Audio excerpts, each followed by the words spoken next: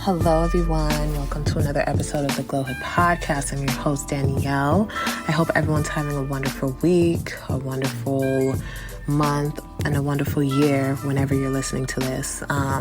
Currently, we just had Thanksgiving yesterday. And, I hope you had a good time with your family and loved ones. If you're outside of the U.S. and you don't know what Thanksgiving is or you don't celebrate it in the last few weeks of November, hope you had a productive and wonderful week. And I just wanted to get into the topic for this week, which is actions speak louder than words. So I know this is a phrase that we've all heard who knows how many times in our lives, but we've heard this phrase so much that it almost becomes like, a saying that kind of goes over everyone's heads. But it's true. Actions speak louder than words. When you are interacting with anyone, whether it's your family, whether it's friends and acquaintances, whether it's coworkers, whether it's, partners or whoever, business associates, all the different types of relationships that exist in the world, we always see that actions speak louder than words, because people can promise you anything, people can say anything, but it's when people follow through is when you can see their intention and you can see just how much they pride themselves on keeping their word. I know for a lot of people, it's a little hard to decipher who to trust and who not to trust, but it makes it a little bit easier for those of us who interact with people who keep their word. So if someone says that, hey, I got you, I'm going to be here for you, if you need anything, let me know, then, and actually when a situation arises and you do reach out to them and they're able to help you and support you in whatever way that they offered in way that you need, and you see that that's genuine, that's what builds trust, and that's what really connects us and, builds strong bonds.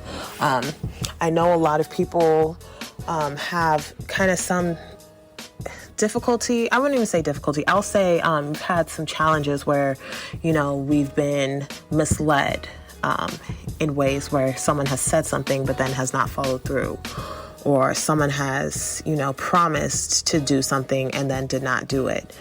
And those are situations in which, disappointment can arise, and, it kind of creates a mistrust within us, because it's like, wow, no one as a human wants to be deceived, and no one wants to be led on to believe something that is not true. That's just human nature.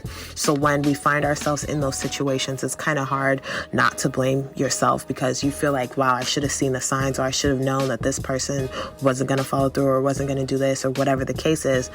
But I just want to let everyone know that that's not your fault. However someone behaves is not your problem, in terms of like, you had nothing to do with it. They were going to do whatever they were going to do in the first place, and vice versa. If someone doesn't say anything but shows you that they care about you and shows you that they're really looking out for you, and you find out that, this person actually, they may not say much, but they definitely are in my corner, and I know I can trust that so-and-so is going to be there for me when I need the help, that's also powerful. And that also, again, that creates a stronger bond between the two parties. So I just wanted to go over a few things that I've learned, again, in my time here on this earth. The different things that I've come across where I've seen if someone is genuine or not. And the way that you'll know if someone is genuine is, again, actions, because actions speak louder than words. So an example would be if someone has said that they would assist you with completing an assignment or something, right? And what that assignment is, that it could be literally anything. It could be a school assignment. It could be a work assignment. It could be literally a project that you're working on. Whatever classifies as an assignment, if they said that they're going to help you and they don't help you, how does that make you feel? It makes you feel like, wow, this person literally told me one thing and they didn't do it. They lied to me, right? And that's how a lot of people feel in certain situations where it's someone says something and maybe that other person had every intention of doing it, but something came up and they were not able to. That's something that we as humans, we have to also, we know that it's to be expected sometimes, but it's hard to see when something like that does happen and it does manifest, and we are on the side of disappointment as opposed to, being able to depend on whoever it was to do and follow through with whatever they said they would. I remember being in college, and one of our mentors he used to tell us it's always better to under-promise and over-deliver than the opposite. So that means under-promise. That means don't say, hey, yeah, I'm going to be there for you at 5 o'clock. Just say, I'll try and make it. If I can be there, I will. Right? And then over-deliver. Be there before the person even needed you, or before the scheduled time that you were allotted to be there. Under promise, over deliver. Do not over promise and under deliver, because that creates disappointment. That creates a distrust. That means the person cannot trust you. They cannot trust your word. They cannot trust you to keep yourself accountable. And we all know that in our world, accountability is key. When it comes to anything, whether it's finishing school, you need to hold yourself accountable to be able to get through school. If it comes to working out, you need to, again, hold yourself accountable to be able to get to your fitness goals. Again, if you're going to work, you need to be able to hold yourself accountable to be able to wake up at a certain time so you can get to work on time and to complete the day and to be able to go back home. All of these things rely on accountability. And I don't know exactly what's going on in terms of in the general sense, or maybe it's just younger, I won't even say younger people, but I guess in certain factions of society, it's more common to see people not being held accountable or not following through than prior. And that's not to blame any group or any one individual or anything. It's just I've noticed that some things like this do occur. And, I just want to be able to address it so that way other people can look out for these signs. And whether it's holding themselves accountable or holding other people accountable, we all must hold ourselves and each other accountable in anything that we do. If we say we're going to do something, we got to make sure that we follow through and do it. Unless there's a life-threatening emergency or something so serious or something that was so unexpected that came up that you were not able to predict happen, and it's a one-off emergency type situation, sure, that's excusable. But if it's a constant thing where you say, for example, you're trying to reach your fitness goal, you say you're going to work out 3 times a week, and you keep letting those days go by and you keep on not working out, you're not going to get to your goal, 1. And 2, you're not holding yourself accountable to be able to reach those goals. And I keep going back to fitness because fitness to me is the easiest example, but this applies to so many different things. It applies to work, it applies to school, it applies to friendships and relationships, it applies across the board. So, one thing again is to keep yourself accountable. Your actions basically create your reputation, and your reputation always precedes you. Sometimes it doesn't, but most times your reputation precedes you. That's why in jobs they ask for references. That's why if you're going to buy a car or if you're going to apply for a loan, they ask for references because they want to know what your reputation is, and they don't want to hear from you and your words. They want to hear from people who know you and people who are around you to vouch for you.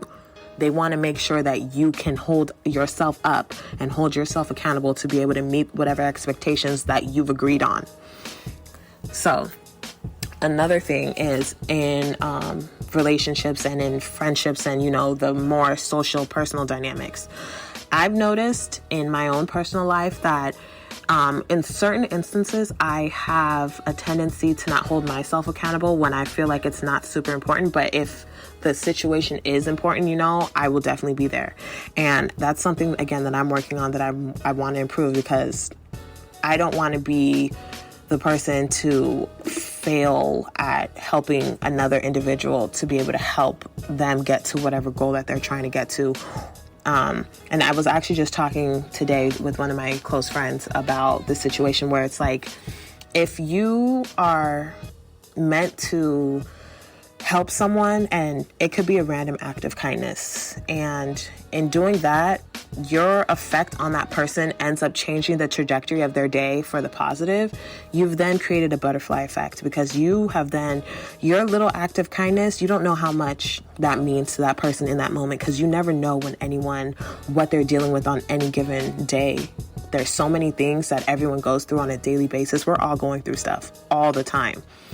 Sometimes, we're having an off day, and you never know that in that off day, someone's random act of kindness could change the direction of how you perceive your day. You could say that, damn, I'm having a horrible day right now. And someone doing just a little thing that to them means nothing. It's just, oh yeah, them being polite or them helping you out a little bit or whatever the case is.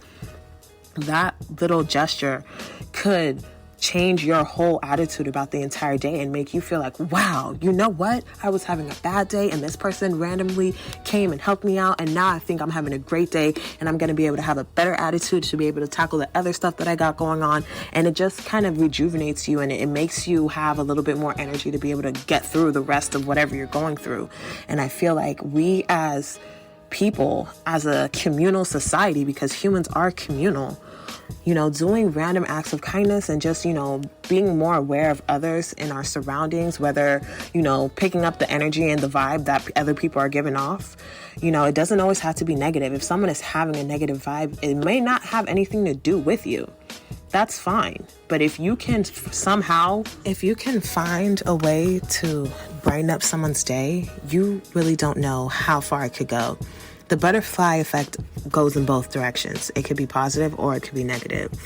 We would hope that, as a person, you would want it to be in the positive direction, because that act of kindness, somebody could pay it forward. And when you pay it forward, there's no telling all the miraculous things that could happen. You literally never know what your small action could and how it could affect the next person. We don't know. And sometimes it's not even our business to find out. But just doing that, in giving others blessings, you can also receive blessings. And I just want everyone to know that in their everyday life, take some time. Just be able to figure out what the next move is and just try and help the next person. Because again, you never know. Being obedient to God, requires, a level of awareness and self-awareness, because that spirit of discernment is very real. If you don't know what that is as well, please Google it, but it's basically your intuition, and there's a reason why your intuition is right most of the time. Your subconscious collects way more data than your conscious, and it just stores that information, and however you feel like retrieving that information, those are going to be the things that confirm whatever opinion or whatever bias you have. So if you have a positive bias, most likely you'll also see greater signs of those biases in the positive happening around you, and vice versa. If you have a negative bias, it's usually you're going to see a lot more negative things around you. It's always like that saying, when you buy, let's say, when you notice a yellow Volkswagen, you start noticing them everywhere. It doesn't matter if you never noticed them before. Once you start paying attention, that's exactly what you start seeing. And that goes in, again, many different directions. It could be positive or negative, but again, this is the Glowhood podcast. So I want us to always aim and err on the side of caution and goodness and positivity, as opposed to going on the negative, because it's so easy to get, swallowed up in the negativity of the world and of everyday life. It's so easily. The various distractions that are given to us, the content that we see on Instagram and Facebook and Twitter and YouTube and on TV, and just the different dynamics of how our world loves to sensationalize negative things and make those negative and scary things more prevalent in our society. We as an individual and as a group also need to remember there's always two sides. You can choose the side of negativity, or you can choose the side of positivity.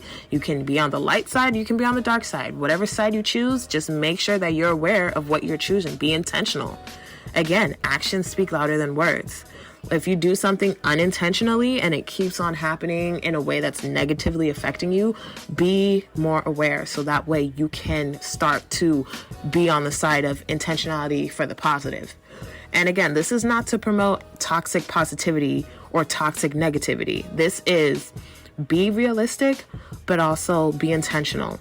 Be someone who can be held accountable for your actions and your words. That's a lot of things that we're not taught in school. All the years that we go to school, we're not taught these things. And these are literally life skills. So I just want everyone to know that. And thank you for listening to this episode of the Glowhood podcast. I hope you like this episode. This episode was kind of, off the cuff. I didn't really have anything prepared or written out, but I just wanted to share this message with you guys, and I hope you liked it. Please follow us on all social media, Glowhood Podcast. You can also go to our website, www.glowhood.com, for more episodes and information. And I hope to see you on the next episode. Have a great week, month, and year whenever you're listening to this. Bye.